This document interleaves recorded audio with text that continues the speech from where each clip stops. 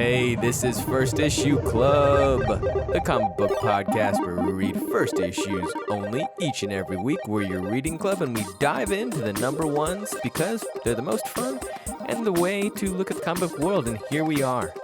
I'm Budget King. I'm Mike D. I'm Greg. The trio is back.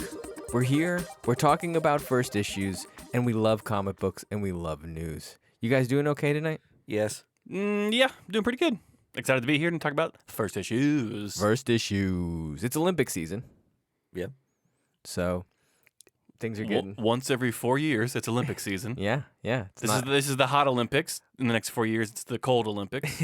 I think that's every 2 years. Oh, is it 2 years? Yeah. That's why I can't be in the Olympics. You're not a math Olympian. No, mathlete. We got a little bit of news of different things to talk about in the first issue clubs, but this week we are going to be talking about Amazing Fantasy on Marvel, which sounds like a heavy metal book, but it's not. It's a Marvel book. We're going to be talking about Sweet Paprika on Image. That's a Mirka Andolfo book. I think the actual name of this, and I told myself I wasn't going to say this, but I'm going to now. My dear little sweet paprika. I think it's called Mirka Andolfo's Sweet Paprika. I think she started putting her name in the title. Yeah. Which makes it odd to file for people. I'm going to file it under S.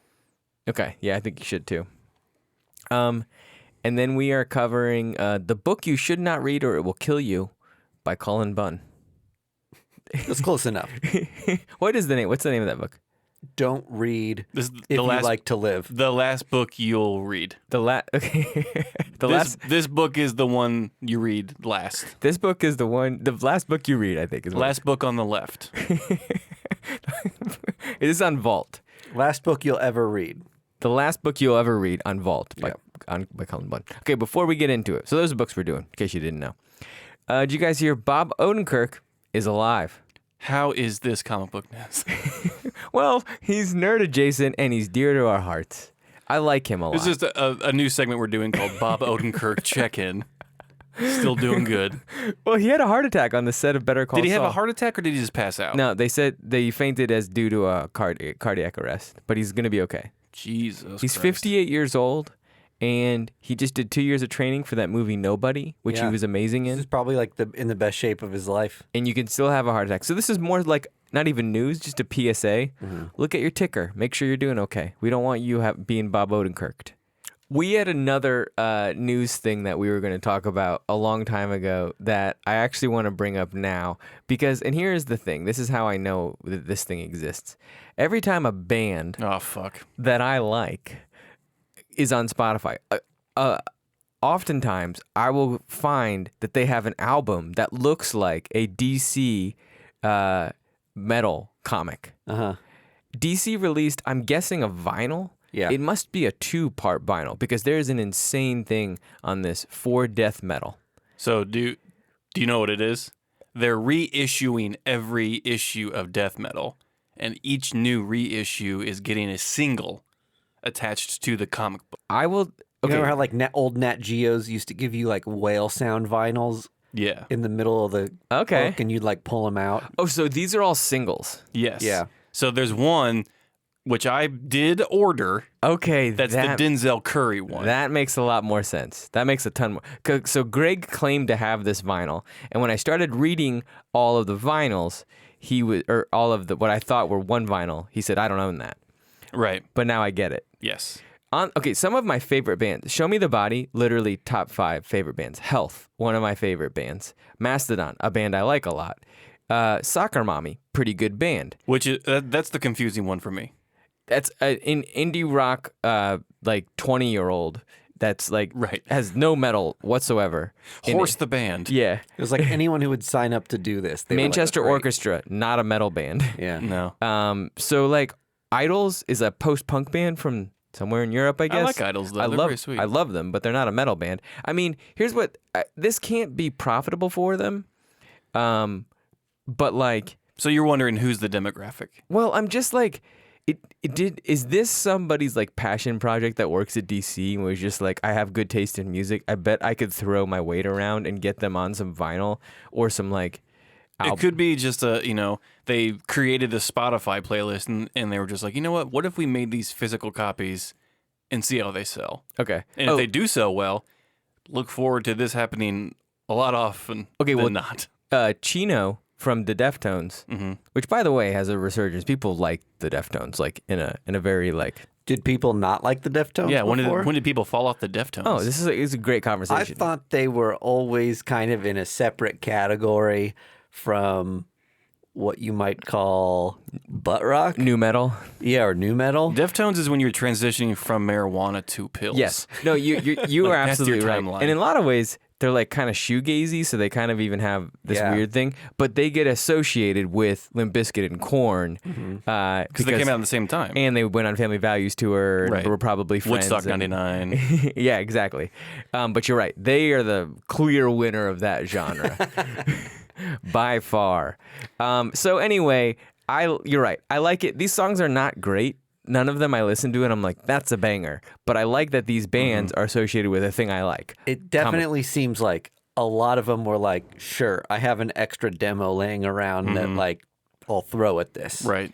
This used to happen all the time with like movie soundtracks, and like this is a very like 90s way to approach media. Yeah. The one innovative thing that I think they're doing is like I do get this pop up. These pop up a lot for me because these are artists I listen to. Sure. So they're getting some spins on streaming devices, I guess.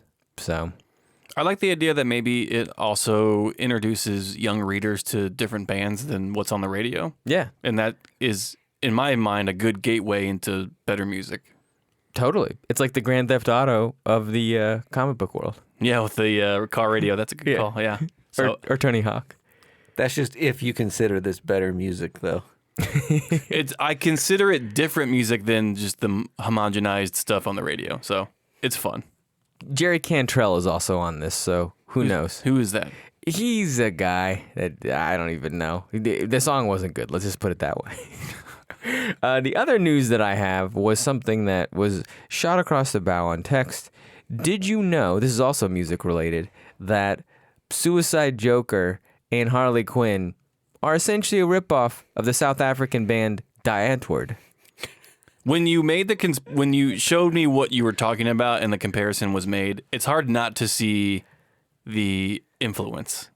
It We're is talking insane. specifically about, the Suicide Squad, Jared Leto. Anyway, if you are familiar with the, I guess, Zeph is the style of music that they are. Yeah. Some would call hip hop. South African band Die Antwoord. They kind of have like a Marilyn Manson, Eminem vibe going on. You look at them, and then you look at especially Jared Leto, and it's like the same thing essentially. Face tattoos placed in the same way. Similar face tattoos, teeth lined with, silver the same way. It's a good inspiration because they're both haunting. Yeah.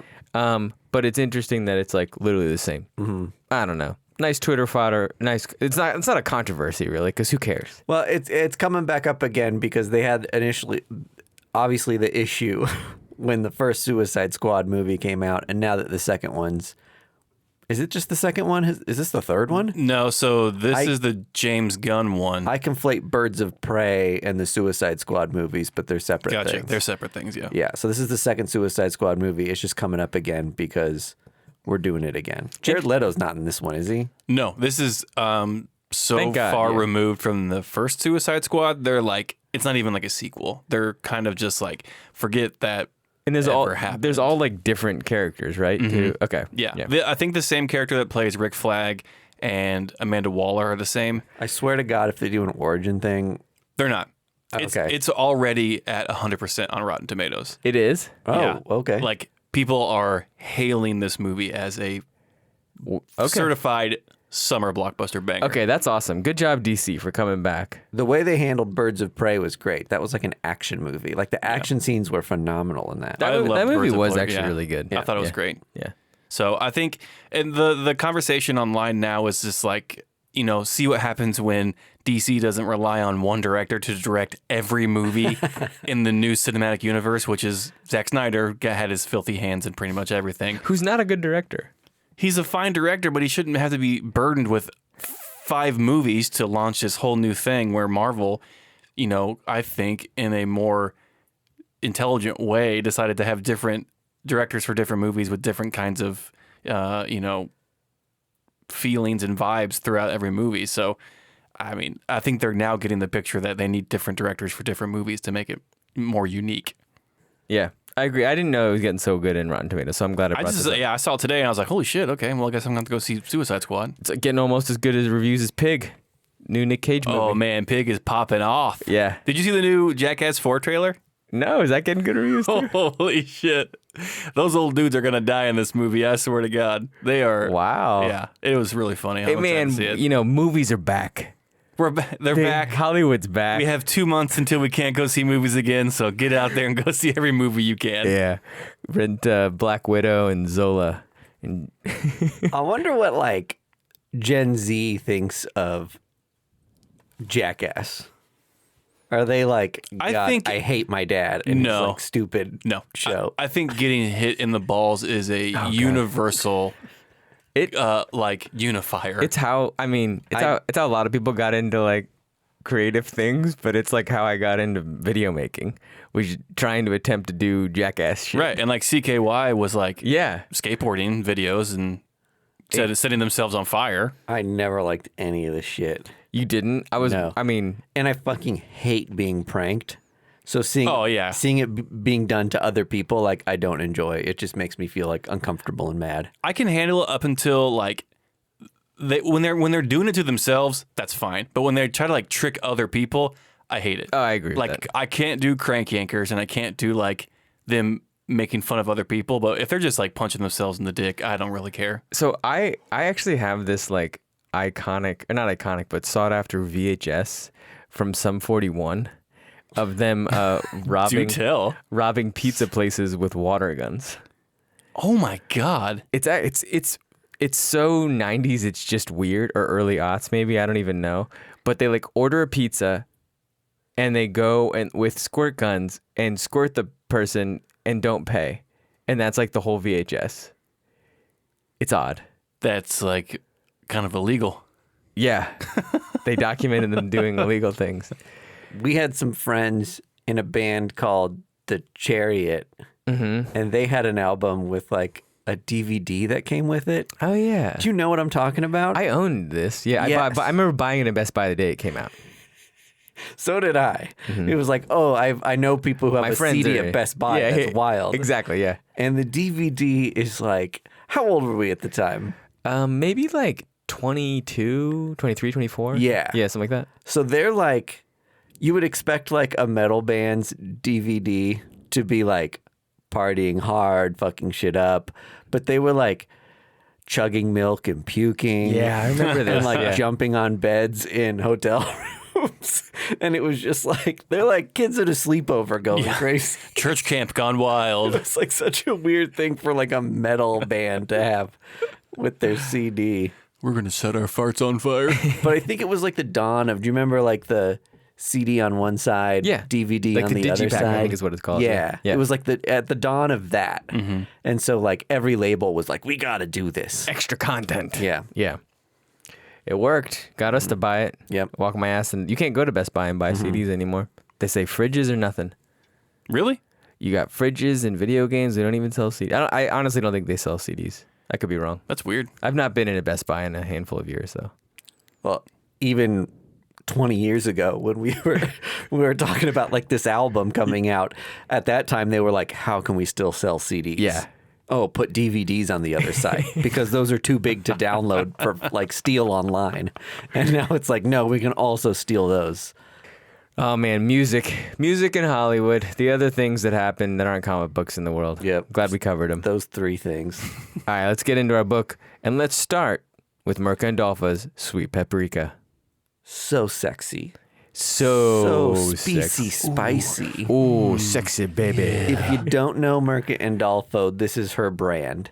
She's only got a couple series I've ever read that like their sole purpose wasn't to be kind of horny. Mercy and Deep Beyond. Deep Beyond, okay. Is like an undersea adventure. The arc that I go through every time I read a Mirka Andolfo book is, ooh, should I be reading this? Is anybody around? Hey, it's okay. Sex positivity's okay. Okay, this is actually kind of a good story. It's a lot of sex. It's a good story. I leaned the other way when my wife walked by. When I you was had it in your hand. I was like, you can't see my phone right now. Oh yeah, yeah. It's and there's what's the first one that we read by her? Unnatural. I loved that book. It was fantastic. Loved it. That's how she gets you. She gets you with those sexy pig covers with the boobies hanging Okay, out. the other- and then she gets you with the sex positivity. So Unnatural, if you haven't read it, was kind of almost like a furry culture sort of thing, but Which they this were has like elements, actual animals. This has elements of furry culture, a little bit. I feel like No. You I don't think no. you don't think people. I don't think anyone who identifies as a furry is getting this book just like, oh, Oh, baby. devil sex. Yeah, no. Okay. No, because the characters are characterized as either angels or demons. Mm-hmm.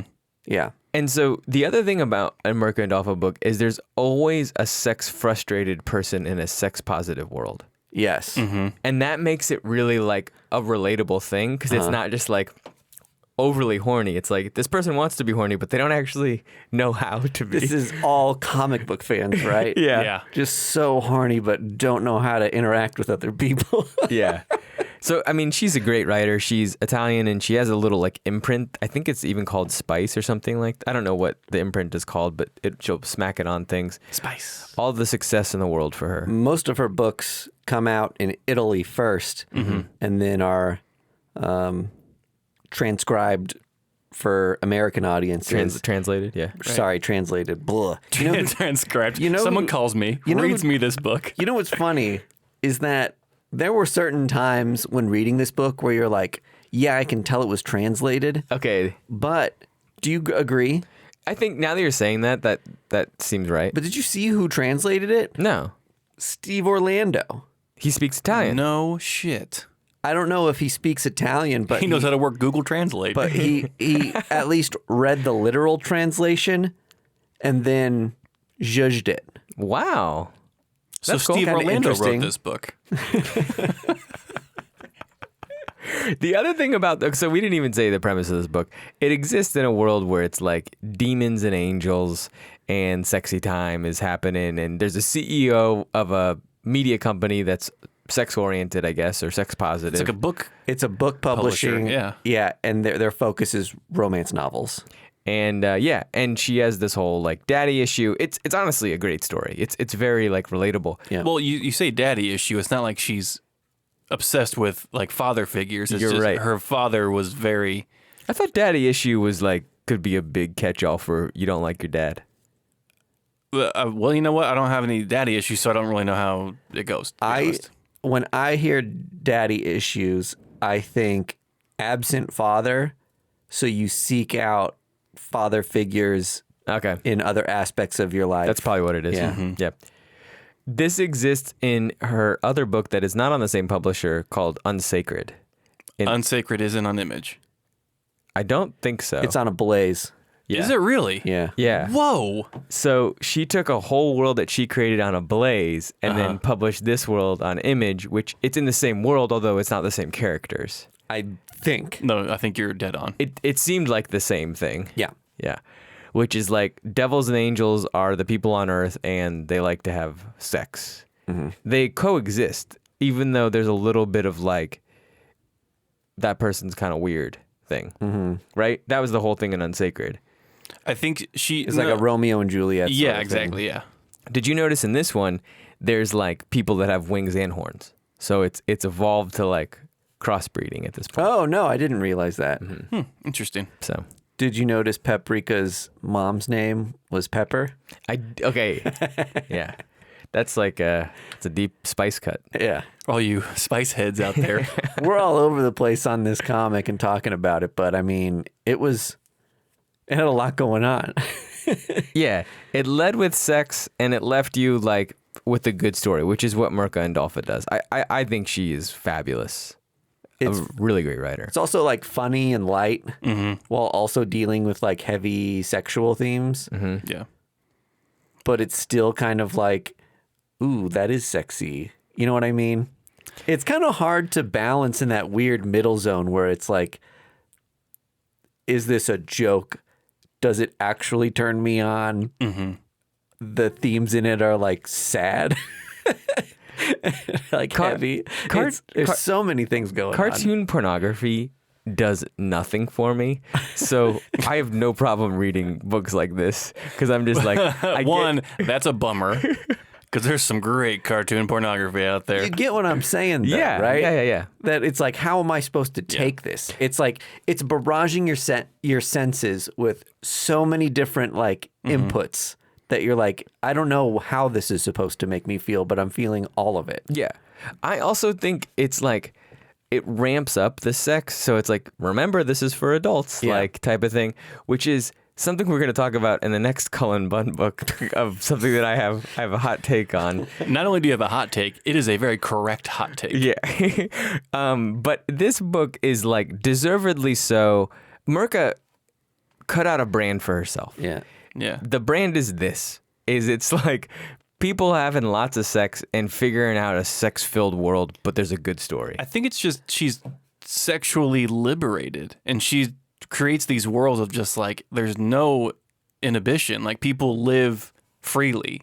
And like she focuses on stories of people that like are restrained sexually and how to free themselves and like it's clever the way she does it because she hooks you with like the boobies and like all the sex like that people go gaga over, and then she kind of like, you know, cleverly throughout their stories just like, you know, you may feel these feelings of sexual restrainment. You don't need to feel like this. You can be as liberated as the people you lust after. Okay, yes, this is a great book. This is hotly anticipated. Probably one of the books of the summer for Image in some ways.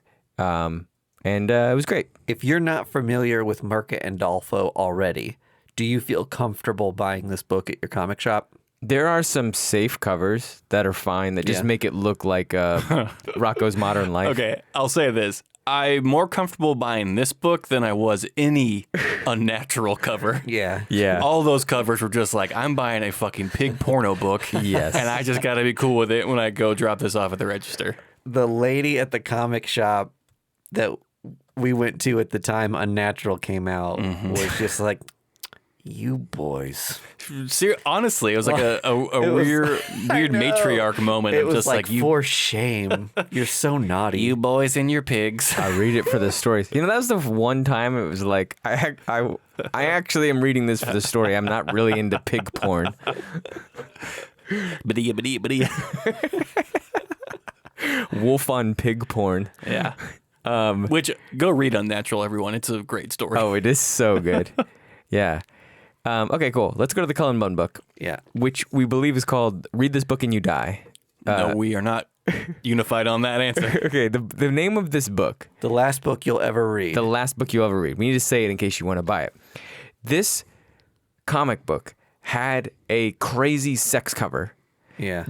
Crazy in quotations. Like ramped up sex. It's on Vault, which shout out to Vault. Vault's been doing really good. They had Barbaric recently, which I really have loved. Yeah. So my New Year's resolution going strong. I like Vault. Can I say my experience with buying this Ooh, yeah. dirty cover? So no copies of this on the counter at my comic shop. And so I ask if he has it in, and he's like, I've got one of these bagged ones still. And he hands it to me. And I was like, oh, is it like a mystery variant? And he goes, no, it's one of those like naughty ones. And I flip it, you know, like they've all got like the cardboard sleeves on both sides that have like what the book is printed on one side and then just like a logo on the other side normally. Yeah.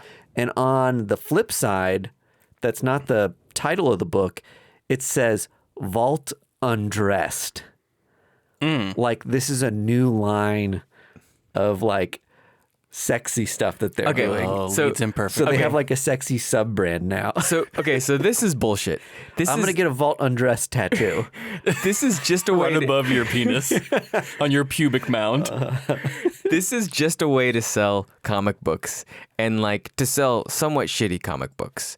I'm not saying this comic book is shitty, but this is just like a cash grab thing, made popular largely by Kickstarter, right? Well, is that what you're gonna say? I was gonna say Kickstarter, Unnatural. Money Shot. Money- had like every other book had a. Sex Criminals was famously doing this. Sex Criminals is a pioneer in this. Yes. Yeah. Because their polybags were kind of a joke. Right. They handled it like, ooh, you're buying porn. Exactly. And those like sexual covers were like corny. Do you remember that the book we covered for that YouTube channel too? That was like this, like called Unforgiven. Or it's like absolute insanity covers, like Yes. buttholes and stuff. The Maria Lovett book.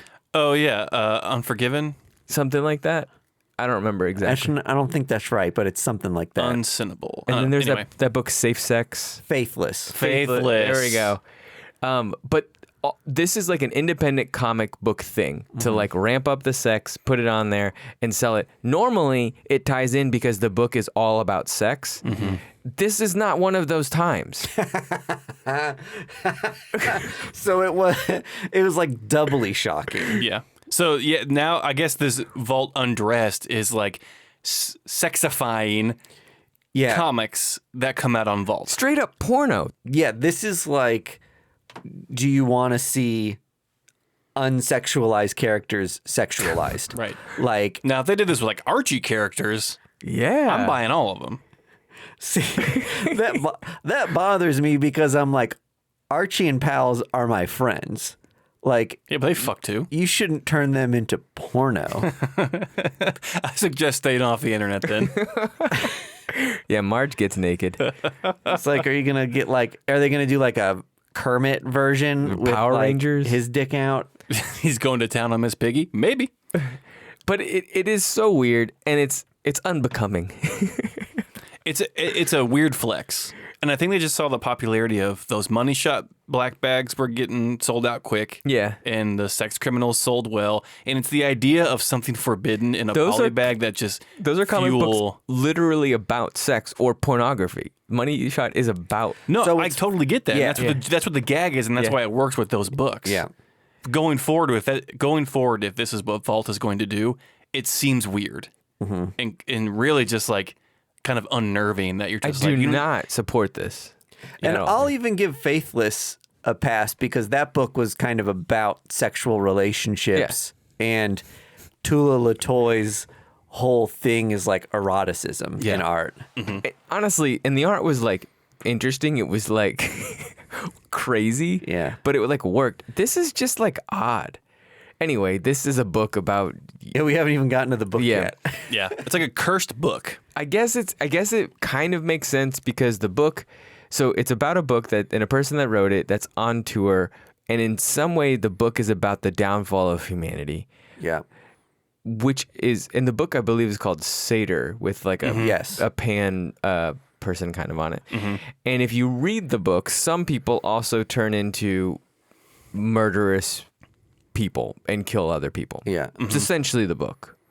I have a feeling that this author sold their soul to the devil to write the world's greatest novel. Okay. And it's kind of like a monkey paw situation where the devil's like, okay, you will, but it's going to turn people Is crazy. Monkey Paw the same thing as Monkey Bones, like that Brendan Fraser movie?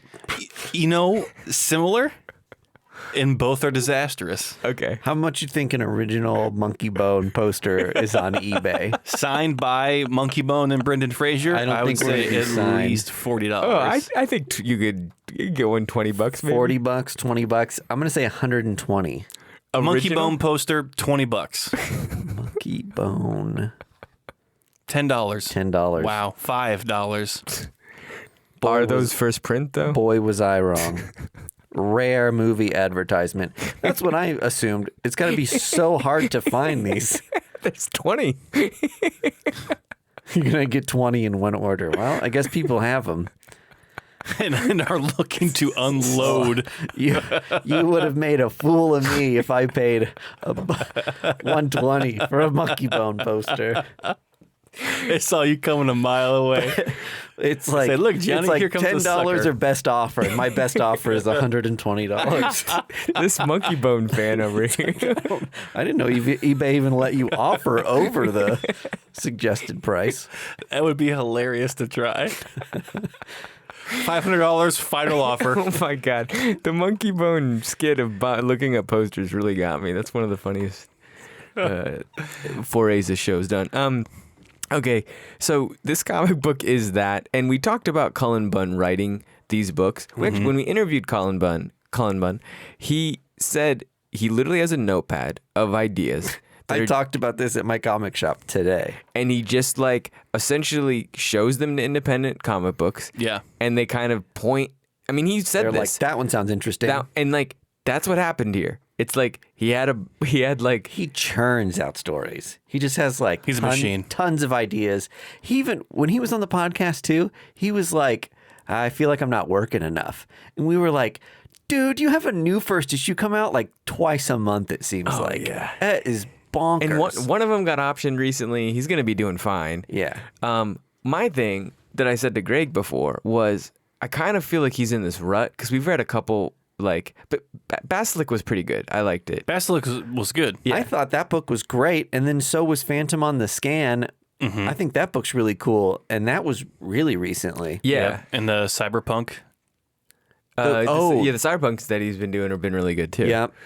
So anyway, I guess it's like occasionally you hit grounders.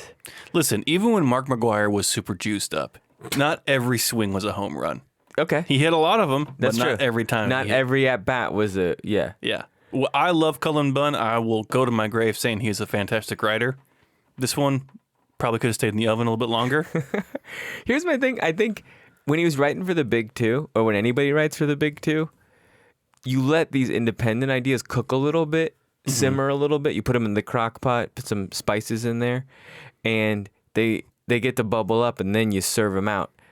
He has no big two writing right now, so he's just being like, here's the flapjack, here's the flapjack. You just get it. Like, and it's hard. If I went up to a Cullen Bunn like stand at a Comic-Con right now, I'd be like, let me grab these like 3 trades that I haven't read that you like printed out last year or whatever. That normally never happens with Cullen Bunn. I'm normally like, I've read mostly everything you've written already. Yeah.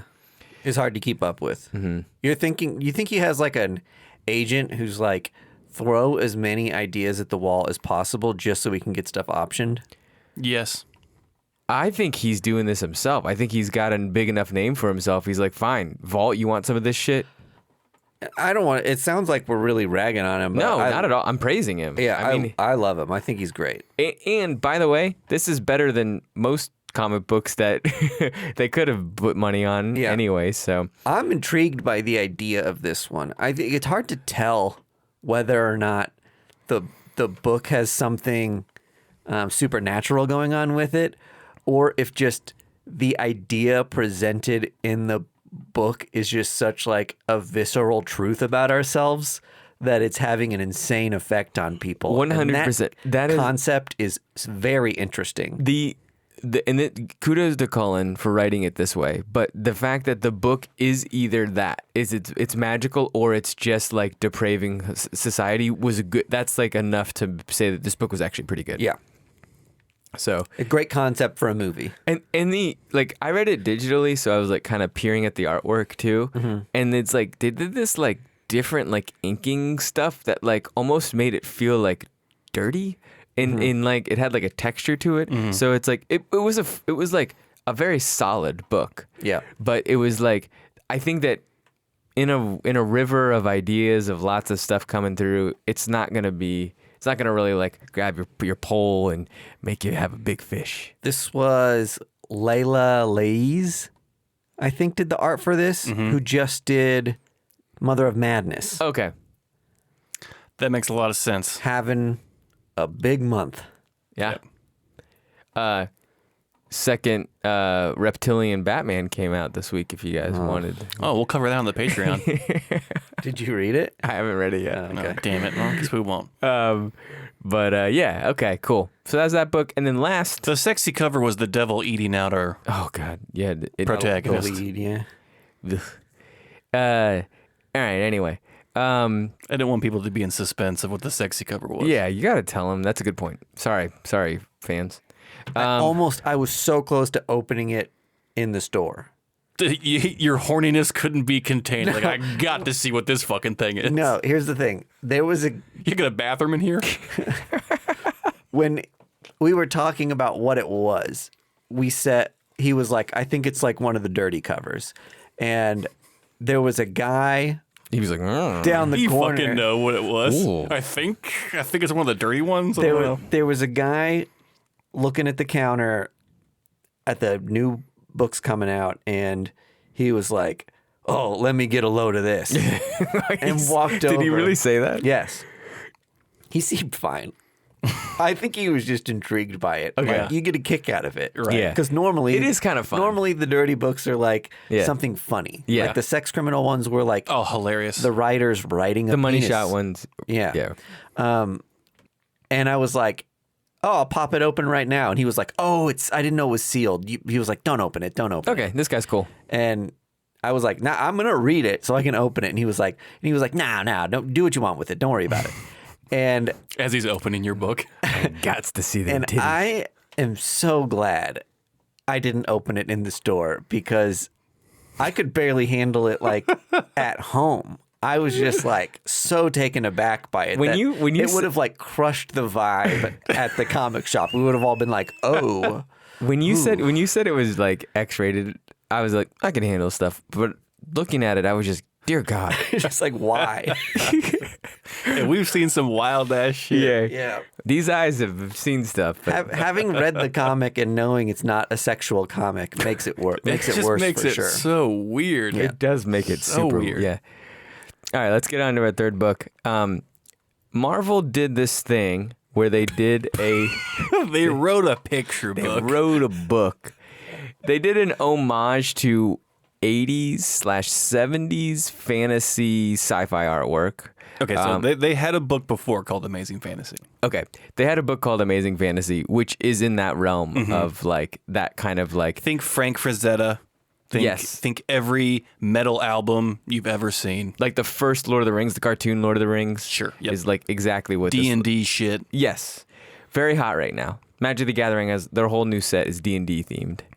Is it really? Wow. Wow. And it's like all like alt artwork from the 70s and stuff like that. Whoa. So This series, if you don't know, famously introduced The Amazing Spider-Man. That is very true. I didn't realize that. Great. That's awesome. Number 15 It was one of the early ones. Oh, so Amazing Fantasy 15 is the first appearance of. of Spider-Man, Wow. which is in the early 60s. Yeah, correct. But that was the first volume. They've done subsequent volumes. Yeah. Yeah. So the covers of these look like The Frazetta fantasy art. Cocaine trips. Yeah. Behemoth type of thing. Like and it's the difference is that you can like see Captain America in some of them or Spider-Man or Black Widow and stuff. And so I think it's a 4-part series, is that right? Yes. 5. 5, yes. Okay. And let me say this. This is actually Go ahead, I'll grant you this. the hot take. You got one hot take left. Do you remember? I don't think I've had any hot Do takes. you remember? Do you remember when Jason Aaron did this like Weird World thing? Yeah. And it was like fantasy and stuff like that. And it was just like, Assad Ribic did the art, and it was bonkers. I was going to say the artwork Yeah. was insane, I but, think Del Mundo did the covers. but the story was like, Oh, yeah. That's Did Del Mundo do the interiors too? And I'm just mixing up Assad Ribic. Well, Assad Ribic worked with Jason Aaron on all his Thor stuff. yeah. And I think Del Mundo did Okay. the Battle World and the stuff you're talking Weird World. Weird yeah. World. Sorry, I've been corrected. Well, if you read Weird World, it made no sense. It was kind of like somebody just like threw up storyline, but It was a part of Secret Wars the and Battle World. Yeah, it was a Battle World. but it also tie-in. but it's stood alone. It came back after Battle World too. Yeah, but I think it would have benefited you if you read the event and would have made more sense. Which do you think was more confusing, the first Secret Wars or the most recent Secret Wars? Well, knowing that Jonathan Hickman helmed the second one, I'm going to go with that one. They were both so confusing, but I think the most recent one was more so. Yeah, agree. Anyway, this is a better version of that because it's like straightforward. It's like every man can consume it. It's not trying to be heady, trippy, like acid trippy. Right. Well, and it's self-contained. And I love that you're kind of asking yourself throughout the process of this, like, wait, how are these characters ending up Yes. in this weird world? Callback. And Good job. thank you. And we get an answer to that. Like, that's the reveal at the very end of the comic. Which I loved. Yes, Loved it. It was really good. Made so much sense of the thing. And there's different artwork styles, which I love for each character, and then they like kind of emerge. So it makes it feel like it's an anthology, but at the same time, it's more part of a singular storyline. So another reason that it's in honor of an old style of comic, but improved upon that format. It's like, I love when people can do a tip of the hat to something, but keep it modern enough to keep it interesting. Too much people want to do an homage, and then they write these corny noir anthology style books that no one wants to read. Hence Marvel 1000 or Detective Comics 1000 or shit like that. Yeah. Any of those, what's her name? Margaret Atwood? Oh. Writes some of those like throwback comics that it's just like, this is such an old style of And it doesn't make comic book writing. I couldn't agree with you more. I think like there's homages that publishers do where they're like, somebody's a fan of this. Yeah. And it's like, definitely not us, and then we shit on it. This might not even be a thing that we're a fan of, but was done so well that I'm just like, this is cool. This is awesome. I'm very hyped for this. I expected it to be kind of throwaway thing, and I was very pleasantly surprised. I was not familiar with Care Andrews, Kaare. I don't know how you pronounce that. They've done mostly Marvel stuff, and they did the artwork too. And the artwork was insane. My only critique about this comic book, because it's near perfect, is like there could have been even more fantasy stuff. So there was like a cool... I imagine it'll get more fantasy-esque. Yeah. I kind of just wanted it to go big on the first issue, though. Well, and the problem is, though, like, because, you're expecting it to be like this fantasy world, like it's high fantasy, but we come to find out in the spoiler that this isn't a fantasy realm. They're like in this like other plane of existence now. So like it's not written, I guess it's like there's supposed to be an allusion to fantasy and like otherworldliness, but it's not written as like a Lord of the Rings book where like it has to stay in like the high fantasy kind of concept. Right. So I'm giving it a pass that it's not just like uber fantasy-esque. I don't know what more you want from it though, because we had like the flying lion, massive griffins, a centaur, frog people, a big crazy scary castle. The book fucking ripped. Someone being cooked in a cauldron. Uncle Ben. I guess I just wanted like dragon fights and like There was a dragon fighting the griffin. Yeah, but it was like, I don't know, relegated. Right. I needed a centerfold. Oh boy. Never happy, the Budget King. This is my porn. Fantasy. It was really, really good. I was shocked. Same. I was just picking this first one up for the cover because I thought it was cool. I didn't think it was going to be good. Yeah, it fucking blew my mind. That's the recipe for success. Undersell your book, make people think it's going to suck. And then Sell less copies. Fucking because underplay your books, creators. Just like say I got a new book coming out. I whatever. do think the big two could Kinda benefit from that. Being like, yeah, it's okay. Yeah. it is always like the low print under ordered stuff that people just go fucking gaga for. Yeah. You're almost better off shorting something and then doing 6 printings of it than you are overprinting it in the first place. No shit. Like, honestly. Like, because that fucking... That's what Boom essentially was doing. Yeah. Yeah. With their trick. How many printings are there of the Once and Future? There's like 6 of the first... And number 1. And how many people who got the first printing are buying the second, third, fourth, and fifth printing? I have all the way up to the 6th, I think. Yeah. Because they're fucking dope, and it's like a good series. You just want to support the fuck out of it. It was cool. Okay. Do we want to talk about Lamb on the Patreon, or... I'm kidding. Lamb's the new A24 movie coming out. Oh. That looks fucked up. And Green Knight comes out. Another A24 movie comes out on Friday. This is Patreon talk, fellas. Let's stop this and move there. Bye. Anyone else want to say bye? Oh, I'd like to say bye. Are you still recording? Yeah. Oh, yeah. Can I say bye? To who? To the fans, to the audience. Okay. Bye. Perfect. Good job. Oh, we didn't do, I didn't thank our sponsor. Who is our sponsor? Our sponsor is Boulevard Brewing Company. No. No. I just actually got a press release here. It says Boulevard Beer, through some scientific studies, through scientists, Do science. has been awarded Okay. the best beer on the planet. They got it? Yeah, they got it. The Space Camper has been announced the best beer on the planet.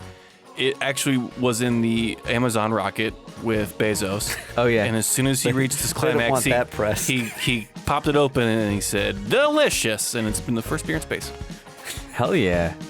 Well, it's a good thing that it's the proud sponsor of the First Issue Club podcast and also best beer on the planet. I think Boulevard Beer, I think the Cosmic IPA could end a war It really is my favorite beer. if both sides got one.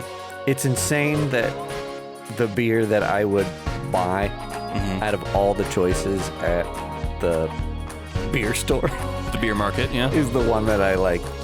I wouldn't. Is the one that sponsors our I podcast. 100% agree. Yeah, it's wild. What a life we live. Indeed. Signing off.